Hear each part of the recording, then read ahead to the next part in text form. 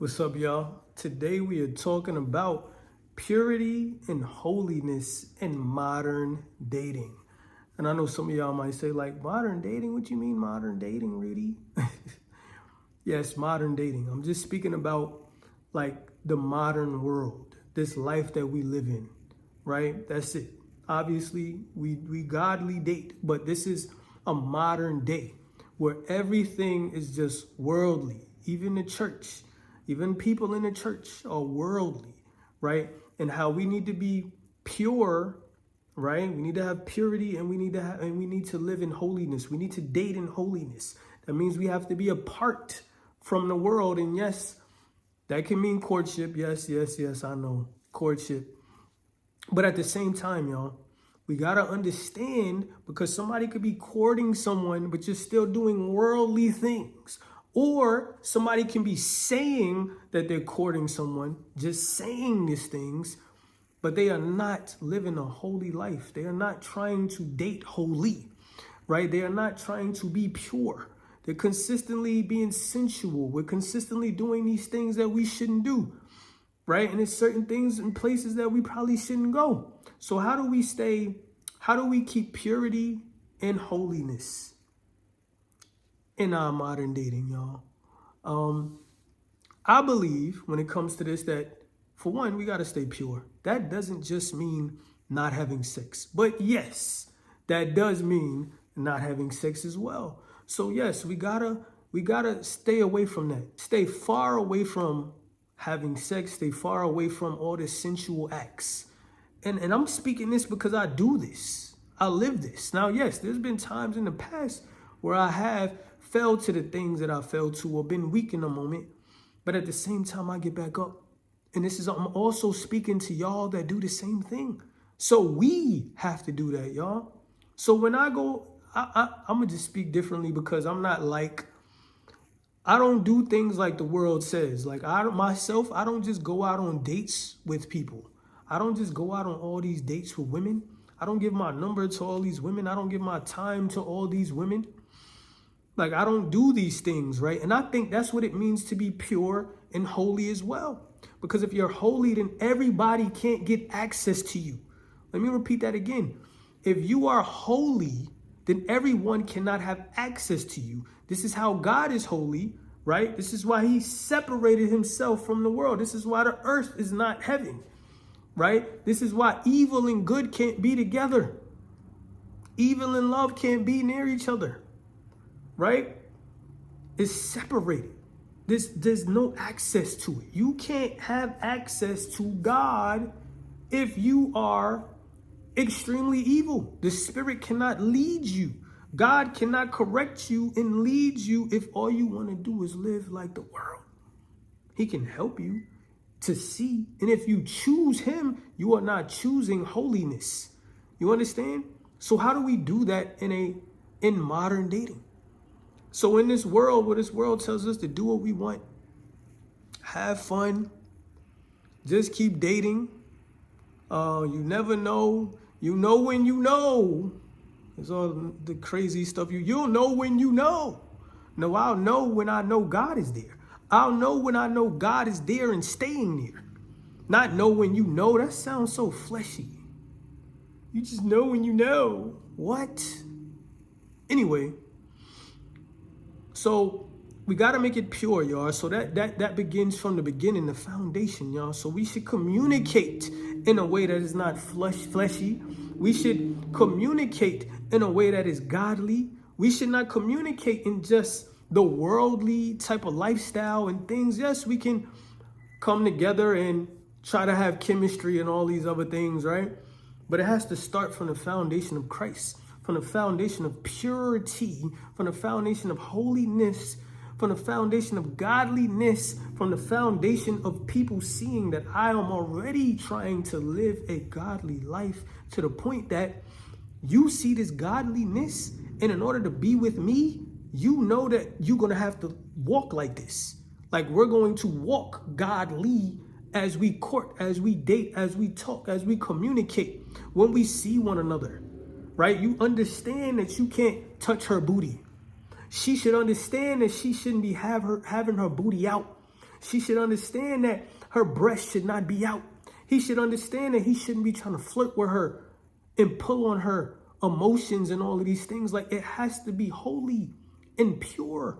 This isn't just not having sex. This isn't just not somebody sleeping at your house in the middle of the night and not going to somebody's house at night and not hugging them all day and all of this. Of course, yes. Don't play with temptation.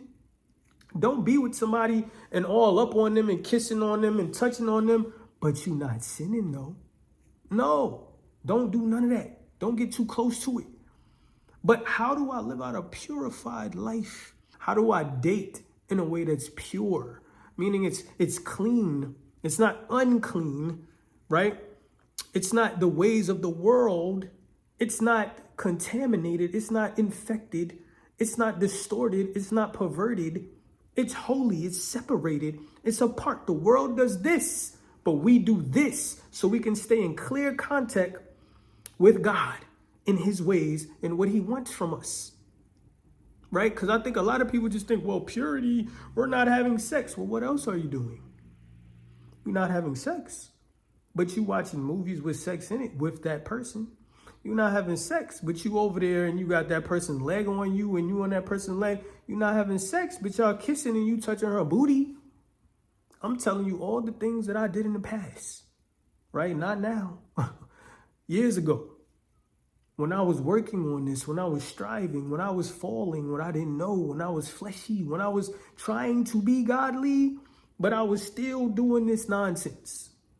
When I failed, if y'all seen my videos, I talked about when I failed. When I was doing all that, nah.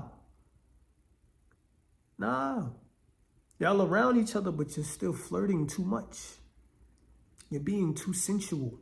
Those things should not be attractive to you. They should turn you off. Like a bad taste in your mouth now, right? That's how it should be. It should pull you away. You understand? So are you being pure? Are you being holy? Are you attracting someone like that? Do you have friends like that?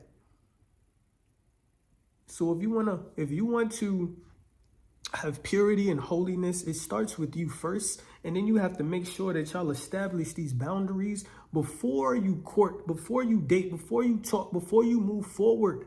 It shouldn't just be how they make you feel, or if this person just does these certain things and this and that. No. Establish it from the beginning. The foundation. You understand? This is what it means to put God first. We have to be pure. Unlike the world, y'all. Not doing the things that the world does. Not flirting with temptation. Not flirting with this person like, oh, you look good. Like, ooh, doing all that nonsense. You ain't got to do all that. Relax. Pump your brakes. Slow down. You understand? Y'all could talk about things and start it as a friendship. The world doesn't start. Here's the thing. The world does not start these relationships or dating with friendship. God does. God says he's your friend. Jesus was your friend. The world is just automatic romance. It's romantic first. It's all feels. It's emotion. It's flesh. This is why we come into relationship later on after doing that nonsense. And then we're like, well, this person is evil. This person's a liar. This person has no integrity. This person is not loyal. This person is not faithful. This person is deceptive. This person is passive aggressive. Oh, really? They probably been like that, but you probably would have knew that if you would have started off the correct way with learning the person and you both learning each other and becoming friends. Because if you're a friend, you're friends with people because you know that they loyal. You know that they're going to keep their words. You know that they're going to show up for you. That's what a friend is. That's why friendship is first. But see, you skip a step because you want this thing so bad. It's like wanting a house so bad that you ain't take your time to build the foundation. But when you build houses or buildings, do you know that the foundation is the first thing and the longest thing that they build? The foundation takes the longest, more than the rest of the house do. So that's the same thing with relationships. Build the foundation. Start it off pure. No sexual talk. No touching all over. You ain't even got to see each other automatically. Be pure. See if the other person is that way and wants to walk that walk. And you do the same thing to exhibit it. We not having sex. We creating boundaries. Okay, this is what I do. This is what I don't do. You cool with that? And then when you around that person, see if they are or they not. And then stand on your boundaries. Stand your ground. And if that person chooses to go against that, then let them know. Either they get cut off, you cut them off because they temptation now, or they switch it up and they keep trying hard together. And if they don't, it's a wrap. Because how am I stay holy if I'm doing what they did? How am I stay holy if I'm doing what I used to do? Y'all get it? Purity and holiness in modern dating. We don't look like them. It's a modern world, but we don't do what they do. We don't do what we used to do. You know you used to do those things. Cut those things out. You understand? If you want to stay pure, then you got to stay clean. You got to stay clean. Ain't no blood on your hands. Jesus, he said, be blameless. You understand? If he looked at you, are you blameless? Could he look and see that your hands is clean, that you ain't tried nothing that you shouldn't have tried? Or even if you did, could he see that you repented, you asked for forgiveness, and then you changed it and worked hard? This is what it looks like to be in a godly relationship. This is what it looks like to do things godly, to do things God's way, to date, to court God's way. What do you want to do? Or do you just want to feel good? Or do you just want this person to make you feel good and say nice words to you and give you acts of service and gives you physical touch? Yes, those things are good. These are ways that makes us feel loved, but it's God first before us. All right? Please let me know if this video blessed y'all in some way, if it helped you. Let me know how you feel in the comments. You know, like this video up, share this video share this video so that it can bless people, so that this message can get out to the world. Subscribe if you are not subscribed, and I love y'all. I'm going to get at y'all when I get at y'all.